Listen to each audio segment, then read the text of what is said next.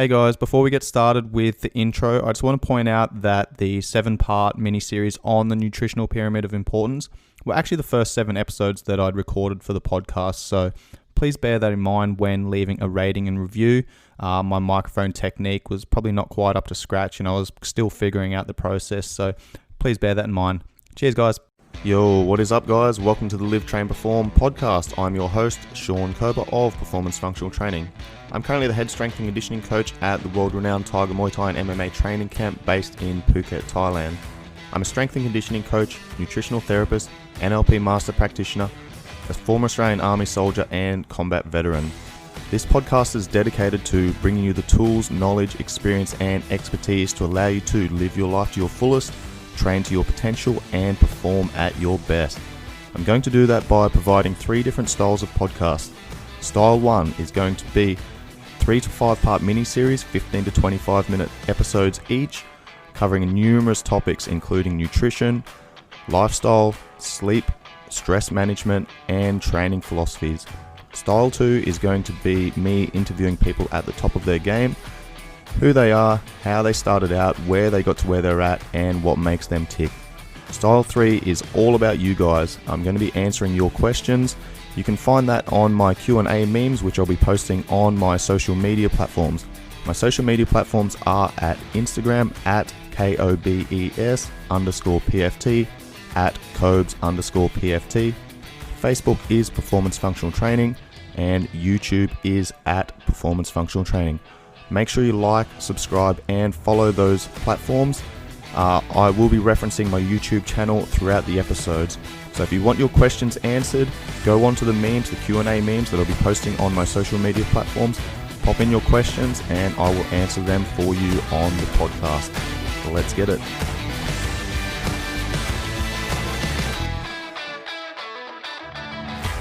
Hi guys, and welcome to the next installment of the Nutritional Pyramid of Importance mini-series. In today's episode, we are discussing micronutrients and water, why they're important and what effect they have on the body. Let's dive into it. Our micronutrients are the compounds that our body requires to support optimal health and function. Micro meaning small, nutrients are those compounds that our body requires. Our micronutrients are our vitamins, minerals, and phytonutrients. They are essential for the proper functioning of every system in the body and are vital for good health. Each vitamin and mineral has a specific role in bodily function, which we're going to dive into throughout this episode. We'll talk about common nutritional deficiencies, how they show up in the body, and how we can address them. It's important to note that our bodies cannot make all of these micronutrients. They must be supplied through the diet. Now, I'm just going to pause there for a moment and discuss digestion and assimilation because this is important. I'm not going to go too deep here, but I will bring this up in a future episode. You are what you eat, digest, absorb, and don't excrete. That is from Dr. Brian Walsh. Why do I bring this up? Well, essentially, when we eat foods, our body breaks them down into their compounds. So fats are broken down into lipids and fatty acids, proteins into amino acids, and carbohydrates into glucose. Now, these fuel all of our cells and provide different services for us as macronutrients, but micronutrients also do the same thing, support all these functions that go on behind the scenes. Now, if you've got problems with your digestive system, then that's going to affect your ability to break these foods down and supply these raw materials to the body as they need them, when they need them. Digestion, the process of breaking down food by mechanical and enzymatic action in the alimentary canal into substances that can be used by the body. Assimilation, the absorption of nutrients into the body after digestion in the intestine and its transformation in biological tissues and fluids. Assimilation is occurring in every cell of the body to help develop new cells. All chemical and mechanical reactions that occur in living organisms, including digestion and the transport of substances into and between different cells, is digestion, assimilation, and metabolism. If you have some form of dysfunction with your digestive system and your body is not getting the nutrients that it requires to function optimally, then that's going to show up in other areas of the body. So you might have problems falling asleep, waking up tired, not having energy throughout the day, reduced libido, reduced cognitive function, inflammation of the joints, all-round grogginess. It might also show up as poor health of the hair, skin, nails, eyes, things like that. So pay attention to your body. It is constantly giving us signs and signals of what's happening, but we just don't pay attention these days. You just got to get back to paying attention to what your body's doing, how it's reacting to certain foods, and if it's showing up with certain symptoms, then we need to have a look at what those symptoms are and what could be causing them at the root.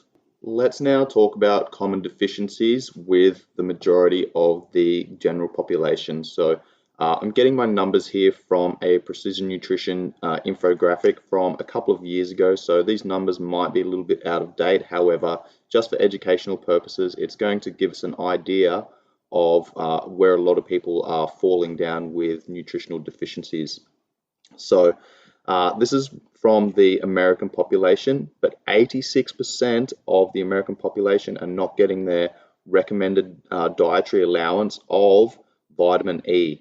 Okay, 75% not getting enough folate, 73% not getting enough calcium, 68% not enough magnesium, 55% not enough vitamin A, 48% not enough vitamin C, and 42% not enough zinc.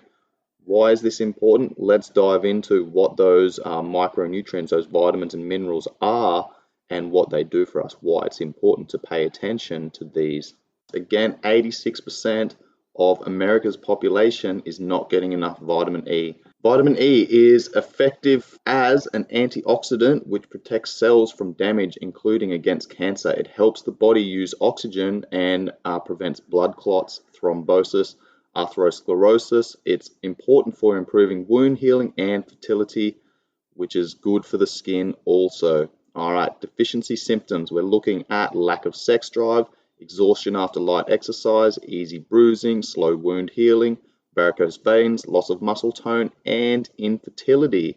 Foods that provide these or this compound: sunflower seeds, peanuts, sesame seeds, other seed foods, beans, peas, wheat germ, tuna, sardines, salmon, sweet potatoes, etc. Its adversaries: high temperature cooking, especially frying, air pollution, birth control pill, and excessive intake of refined or processed fats and oils can also dampen the ability for your body to actually break down and absorb that vitamin E. Calcium promotes a healthy heart, clots the blood, promotes healthy nerves, contracts muscles, improves skin, bone, and teeth health, also relieves aching muscles and bones, and maintains the correct acid-alkaline balance in the body, whilst also reducing menstrual cramps and tremors.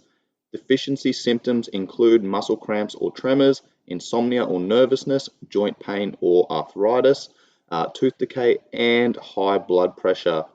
So the top foods containing calcium is Swiss cheese, cheddar cheese, almonds, brewer's yeast, parsley, corn tortillas, artichokes, prunes, pumpkin seeds, cooked dried beans, cabbage, and winter wheat. Its adversaries, or what stop it from being absorbed into the body, is hormone imbalances, alcohol, lack of exercise, too much caffeine and tea, a lack of hydrochloric acid, and excess fat or phosphorus, which hinder absorption.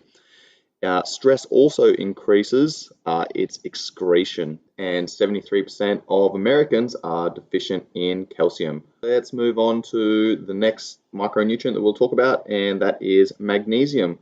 68% of Americans are deficient in magnesium. Let's talk about what that does, why it's important for us.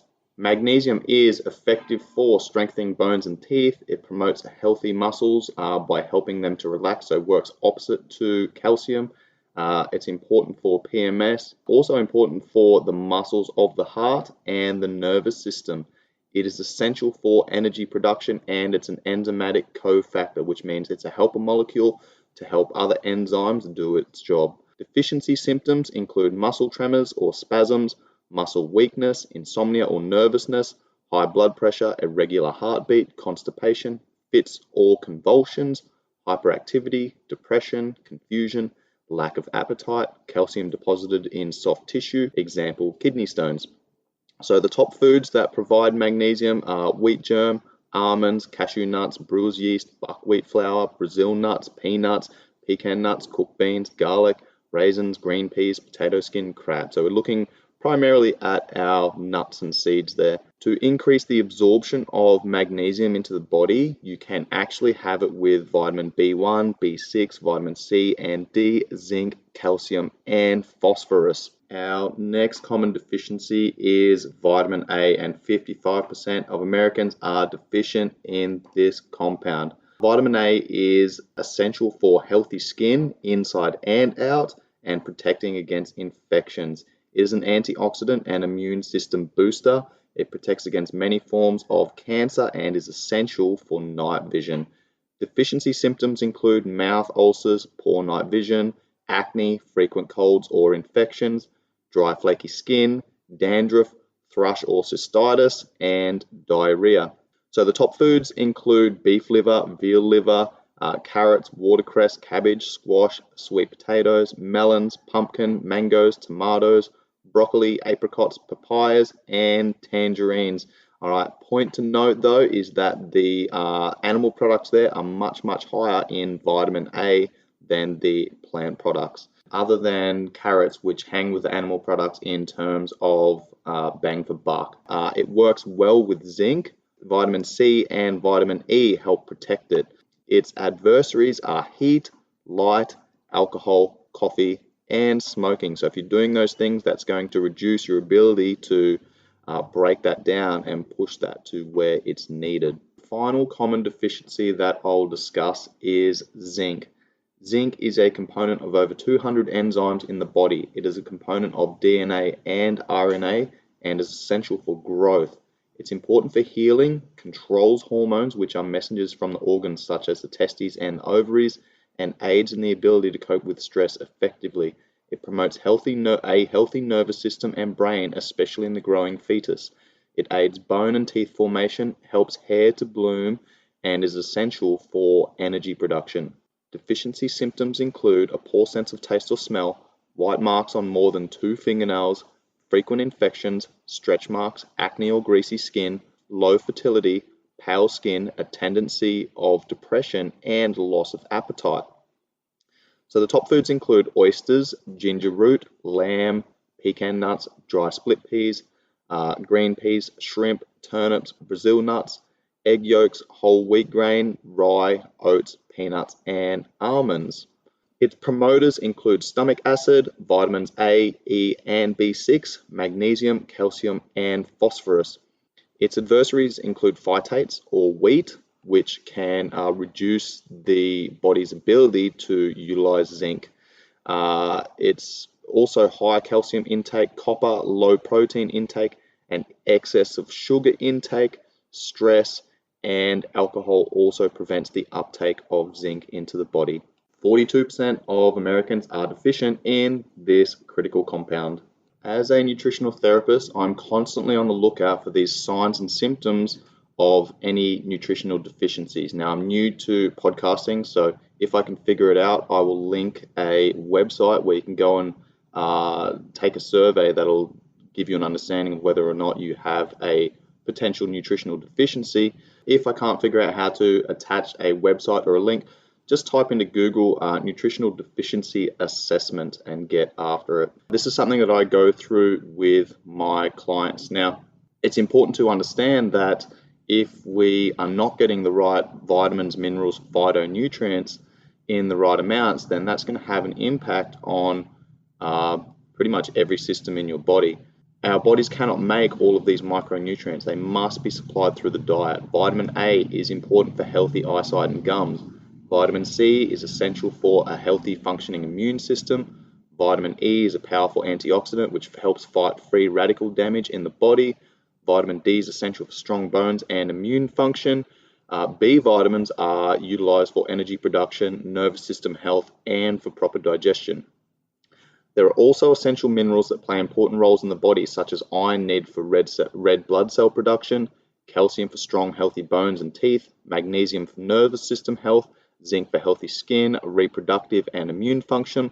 Selenium is also an important mineral which acts as an antioxidant to protect the body from chronic diseases and premature aging. We currently know of 32 vitamins and minerals. That's likely going to change in the coming years though, as technology improves and we start discovering new things. We're only just recently discovered the impact and the roles of vitamins and minerals on the body. So we've got 13 vitamins and 19 minerals.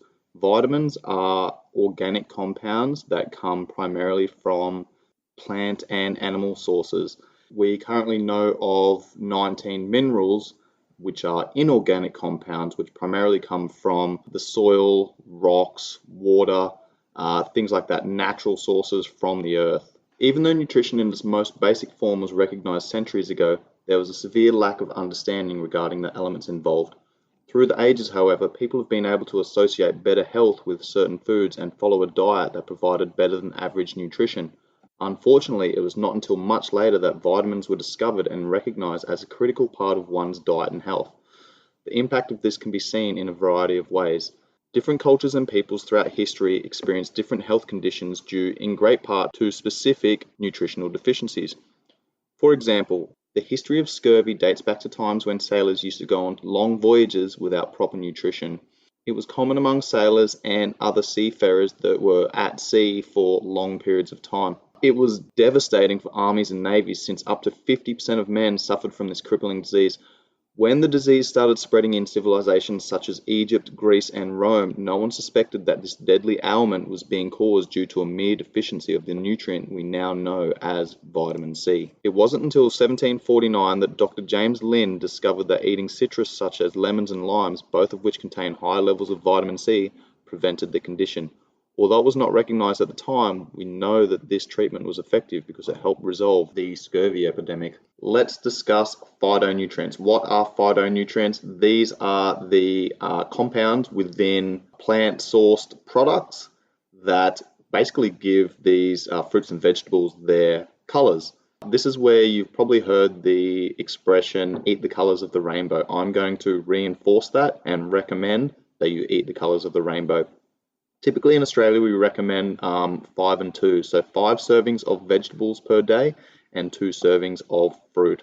A lot of red fruits and vegetables include a natural plant pigment called lycopene, which is one of the phytonutrients that makes it that red color. Lycopene is a powerful antioxidant that can help reduce the risk of cancer and keep our heart healthy. For purple and blue fruits and vegetables, we're looking at a plant pigment called anthocyanin, which gives it their distinctive color. Anthocyanin also has antioxidant properties that protect cells from damage and can help reduce the risk of cancer, stroke, and heart disease. Carotenoids give the orange and yellow group their vibrant color. A well-known carotenoid called beta-carotene is found in sweet potatoes, pumpkins, and carrots. It is converted to vitamin A, which helps maintain healthy mucous membranes and healthy eyes. Another carotenoid called lutein is stored in the eye and has been found to prevent cataracts and age-related macular degeneration, which can lead to blindness. Green vegetables contain a range of phytochemicals including carotenoids, indoles, and saponins, all of which have anti-cancer properties. Leafy greens such as spinach and broccoli are also excellent sources of folate. White fruits and vegetables contain a range of health-promoting phytochemicals such as allicin, which is found in garlic, which is known for its antiviral and antibacterial properties. Some members of the white group, such as bananas and potatoes, are also a good source of potassium. What I recommend doing is taking one fruit or vegetable from each one of these categories and rotating them through. So let's take something red, for example. It might be strawberries. Then my purple is going to be an eggplant. My orange is going to be an orange. Green might be spinach. And my brown white is going to be mushrooms. All right, so I might eat them for 1 week, and then the following week I'm going to choose different options within those categories. So my red, I might be looking at some capsicum. My purple blue, I'm going to swap out eggplant for blueberries. Orange, I'm going to swap out for maybe I'm going to have some lemon or something like that with my water. Green, next week I'm going to have, instead of spinach, I might have asparagus or broccoli. My brown and white, I'm going to start putting a lot of garlic into my main meals. So essentially what we want to do is rotate through these foods as long as we're hitting the colors of the rainbow. Another important point to note here is that it's not just about the foods that you're having, it's how you prepare them as well. So, for example, when we cook certain foods, you're going to you're going to destroy some of the micronutrients and phytochemicals within those foods, but you're also going to make other vitamins and minerals a lot more bioavailable, meaning that your body is going to be able to break them down and make them a lot more accessible. A very simple example of this is a typical breakfast for me will be a couple of pieces of toast with avocado, salmon, some spinach, and some eggs. I might put a little bit of salt and pepper on that and some Tabasco sauce. But a couple times a week, I might have raw spinach, and then a couple of times a week, I'm going to have some wilted spinach. So, yes, I'm eating the same spinach, I'm eating the same vegetable, but the way that it's prepared is going to have an impact on how my body is able to break that down and utilize those certain vitamins and minerals within the body. This episode would not be complete without the discussion of life's elixir. That is water, one of the most critical components of our daily survival. We can only live 4 minutes without oxygen. We can live 4 days without water. We can live 40 days without food. And we can live 40 plus years without exercise. What do you think most people focus on? I'll go through the importance of oxygen and breathing techniques and things like that in another episode. But let's finish off this episode with the importance of water. Now, our bodies are made up of up to roughly 60 to 70% water, and it is absolutely critical in many of our physiological processes. Your body uses water in all its cells, organs, and tissues to help regulate its temperature and maintain other bodily functions, which include your metabolism, digestion, lubrication of joints, and insulation of the brain and organs, along with the removal of toxins and other metabolic waste and byproducts through urination. Because your body loses water through breathing, sweating, and digestion, it's important to rehydrate by drinking fluids and eating foods that contain water. I've had many clients who are simply not drinking enough water to allow their body to go through the physiological processes they require to achieve the results that they want. And once we start addressing the importance of water and ensuring that we get enough quality water in throughout the day, then their body starts pushing in the direction that we're working towards. A very simple trick that I recommend is to carry a water bottle around with you and to drink when thirsty. If you're already thirsty, that means that you're already partially dehydrated.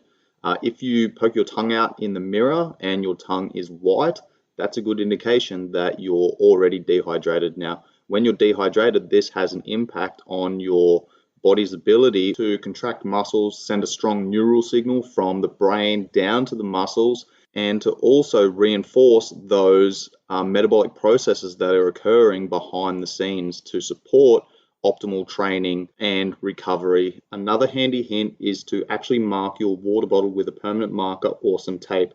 So you might have a one liter water bottle with 4 marks on it: 250 mils, 500 mils, 750 mils. And then you could put a time on that. So you might say, I want to drink 250 mils by 8 o'clock, and then the next 250 mils by 10 o'clock, next 250 mils by 12 o'clock, 2 o'clock, so on and so forth. Typically for people, I recommend 2 to 3 liters per day at a baseline.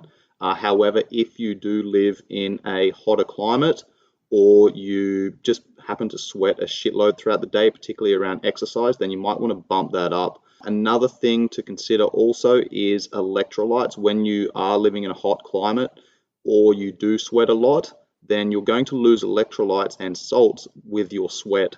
Particularly in Thailand, where I see people training 3, 4, 5 times a day, they're going to be sweating a shitload and losing a heap of electrolytes. So what I recommend to them is to get one of the electrolyte satchels and just adding that to 250 mils of water and slamming that down right after a training session so it's concentrated. I quite often see people getting one of those small satchels of water and diluting that in 1.5 liter water bottle. Your ability to rehydrate is going to be affected because that water is so diluted. Just think about going to the bar. If I order myself a rum and coke and the bartender puts in a little bit of rum and a shitload of coke in a tall glass, I'm going to be like, bro, what are you doing? It's the same thing when it comes to our electrolytes and water. So one satchel goes into 250 mils of water. Water is an essential life force that is absolutely critical for optimal functioning. I'm sure people have experienced this where they are feeling hungover or they've been in a fucking super hot environment, they're sweating their ass off after a heavy training session, and all you want to do is have a nice cold drink of water, and that feels amazing. I was in Iraq when I was 21 years old. I turned 22 in Iraq. And we would go out on 3, 4, 5 day patrols where we'd be carrying all our food and water, and we'd just be living out of one of our Bushmasters, one of our armored vehicles. And sometimes it was like 55 degrees in the desert. It was fucking stinking hot. And the water that we were carrying was stored in the stowage baskets on the side of the vehicle. So it'll be 50, 55 degrees. We're fully decked out in all of our combat gear. Long pants, long sleeve shirts, undershirts, body armor, helmet, packs and rifles and webbing and everything like that. Stinking hot, and we'd just be drinking this water coming out of the stowage boxes like someone put the kettle on. And we always really appreciated getting back to base and pulling out a nice cold bottle of water from the fridge.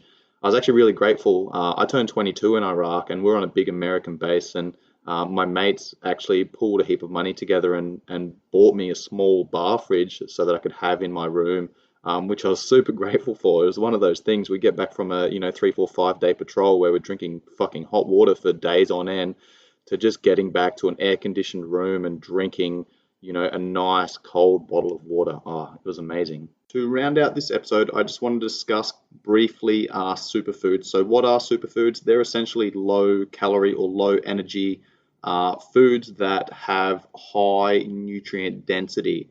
So some superfoods that you might have heard of are spirulina, medicinal mushrooms, cruciferous vegetables, goji berries, cacao, maca, hemp seeds, chia seeds, all those types of things. So for me, I use them as a little bit of a supplement, and I'll throw them into my smoothies and things like that, so I can bump up my nutrient density without bumping up my calories too much. I might discuss these superfoods in the supplement portion of the Nutritional Pyramid of Importance, which will be the last episode. The final point that I want to make is that there are something called anti-nutrients. So if a food that you eat needs more nutrients for the body to use it and metabolize it than what the food itself gives, that is an anti-nutrient. Living on these foods can gradually create a toxic overload and rob your body of vital nutrients to function. Anti-nutrients can also come from deep fried food, refined sugar, additives, cans and plastic containers, alcohol, painkillers, antibiotics, pollution, environmental chemicals in water, and excessive free radicals from smoking. Anti-nutrient overload makes it very difficult for your body to eliminate toxins. So what are empty calories? 2/3 of the average calorie intake in modern countries consists of fat, refined sugar, and refined flour. The calories in sugar are called empty because they provide no nutrients, and those are often hidden in processed foods and snacks. If 2/3 by calories of your diet consists of such dismembered foods, there is little room left to get the levels you need of all the essential nutrients. Crap foods, CRAP. Crap foods not only are packed with extra calories, but also contain ingredients that rob your body of essential nutrients, making you feel sluggish and tired.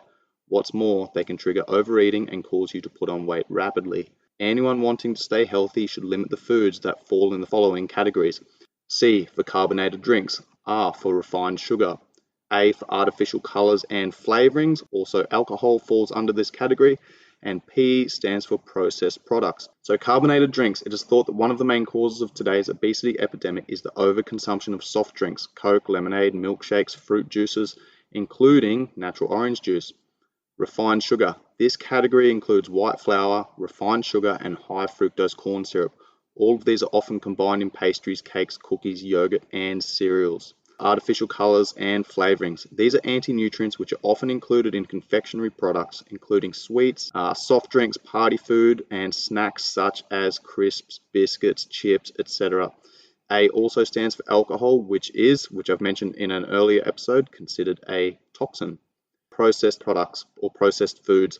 Heavily processed foods such as ice cream, party foods, sausages, hams, and deli smoked or cured meats are more likely to contain all of the above plus trans fats, which are considered a danger to your health when overconsumed. And that brings us to the conclusion of today's episode, which was all about micronutrients and water. In the next episode, we're going to be diving deep into the different types of diets, their origins, their history, what these particular diets are good for. We'll also talk about calorie cycling, carb cycling, nutrient timing, meal frequency, intermittent fasting, and all of those other good things that fall into that category. If you enjoy the message that I'm delivering, please help me spread the word and like, share, save, and subscribe to my social media platforms. Instagram is at KOBES_PFT, at Cobes_PFT. My Facebook is Sean Kober, and my business page is at Performance Functional Training. You'll also find Performance Functional Training on YouTube. Go and check that out, and please pass this on to your friends, family, anyone else who would benefit from hearing this message. And if you could also leave me a 5-star rating and review, that would be much appreciated. Anybody who does leave me a 5-star rating and review will have precedence when it comes to my Q&A sessions. I'm going to be posting on my social media platforms in the coming weeks of questions and answers. You guys ask the questions, I will answer them on a podcast episode. That's it from me today, guys. Hopefully you enjoyed this episode, and I look forward to bringing you some awesome content moving forward. Peace.